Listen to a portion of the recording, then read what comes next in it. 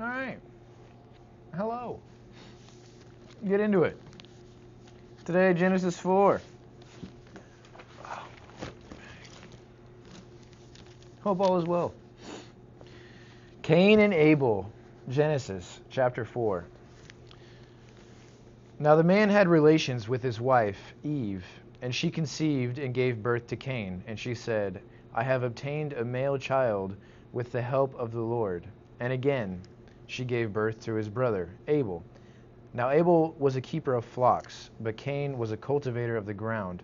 So it came about in the course of time that Cain brought an offering to the Lord from the fruit of the ground. Abel, on his part, also brought an offering from the firstborn of his flock and their fat portions. And the Lord had regard for Abel and his offering, but for Cain and his offering he had no regard. So Cain became very angry, and his face was gloomy. Then the Lord said to Cain, Why are you angry? And why is your face gloomy? If you do well, will your face not be cheerful? And if you do not do well, sin is lurking at your door. And its desire is for you, but you must master it. Cain talked to his brother Abel, and it happened that when they were in the field, Cain rose up against his brother Abel and killed him. Then the Lord said to Cain, Where is Abel your brother? And he said, I do not know. Am I my brother's keeper? Then he said, What have you done? The voice of your brother's blood is crying out to me from the ground. Now you are cursed from the ground, which has opened its mouth to receive your brother's blood from your hand. When you cultivate the ground, it will no longer yield its strength to you. You will be a wanderer and a drifter on the earth. Cain said to the Lord, My punishment is too great to endure. Behold, you have driven me this day from the face of the ground, and I will be hidden from your face, and I will be a wanderer and a drifter on the earth, and whoever finds me will kill me. So the Lord said to him, Therefore whoever kills Cain, vengeance will be taken on him 7 times as much. And the Lord placed a mark on Cain, so that no one finding him would kill him. Then Cain left the presence of the Lord and settled in the land of Nod, east of Eden. Cain had relations with his wife, and she conceived and gave birth to Enoch. And Cain built a city and named the city Enoch, after the name of his son. Now to Enoch was born Irad, and Irad fathered Mahuel, and Mahuel fathered Methushel, and Methushel fathered Lamech. Lamech took 2 wives for himself. The name of one was Ada, and the name of the other Zillah. Ada gave birth to Jabal. He was the father of those who live in tents and have livestock. His brother's name was Jubal. He was the father of all those who play the lyre and flute. As for Zillah, she also gave birth to Tubal Cain, the forger of all implements of bronze and iron, and sister of Tubal Cain was Naamah. Lamech said to his wives, Ada and Zillah, Listen to my voice, you wives of Lamech. Pay attention to my words. For I have killed a man for wounding me, and a boy for striking me. If Cain is avenged 7 times, then Lamech 77 times. Adam had relations with his wife again, and she gave birth to his son, and named him Seth, for she said, God has appointed me another child in place of Abel, because Cain killed him. To Seth also a son was born, and he named him Enosh. Then people began to call upon the name of the Lord. Genesis chapter 5. Descendants of Adam. This is the book of the generations of Adam. On the day when God created man, he made him in the likeness of God. He created them male and female, and he blessed them and named them mankind on the day when they were created. When Adam had lived 130 years, he fathered a son in his own likeness according to his image, and named him Seth. Then the days of Adam after he fathered Seth were 800 years, and he fathered other sons and daughters. So all the days that Adam lived were 930 years, and he died. Now Seth lived 105 years and fathered Enosh. Then Seth lived 107 years after he fathered Enosh, and he fathered other sons and daughters. So all the days of Seth were 912 years, and he died. Now Enosh lived 90 years. and fathered Canaan. Then Enosh lived 815 years after he fathered Canaan, and he fathered other sons and daughters. So all the days of Enosh were 905 years, and he died. Now Canaan lived 70 years and fathered Mahalalel. Then Canaan lived 840 years after he fathered Mahalalel, and he fathered other sons and daughters. So all the days of Canaan were 910 years, and he died. Now Mahalalel lived 65 years and fathered Jared. Then Mahalalel lived 830 years after he fathered Jared, and he fathered other sons and daughters. So all the days of Mahalalel were 895 years, and he died. Now Jared lived 162 years and fathered Enoch.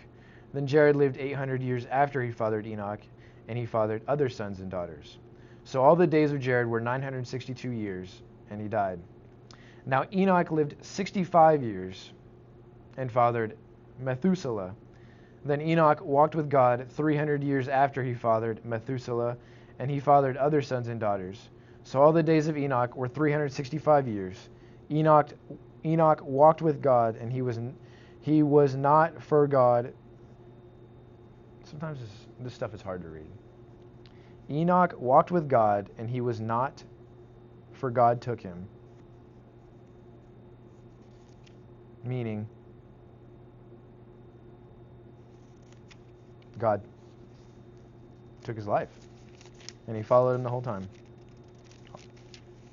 All 365 years. Now Methuselah lived 187 years and fathered Lamech. Then Methuselah lived 782 years after he fathered Lamech, and he fathered other sons and daughters. So all the days of Methuselah were 969 years, and he died. Now Lamech lived 182 years and fathered a son, and he named him Noah, saying, "This one will give us comfort from our work, and from the hard labor of our hands caused by the ground which the Lord has cursed." Then Lamech lived 595 years after he fathered Noah, and he fathered other sons and daughters. So all the days of Lamech were 777 years, and he died. Now after Noah was 500 years old, Noah fathered Shem, Ham, and Japheth. Genesis chapter 6. So I'm just over here leaning. Now it came about when mankind began to multiply on the face of land, and daughters were born to them, that the sons of God saw that the daughters of mankind were beautiful, and they took wives for themselves, whomever they chose. Then the Lord said, "My spirit will not remain with man forever, because he is also flesh. Nevertheless, his days shall be 120 years. The Nephilim were on the earth in those days, and also afterward.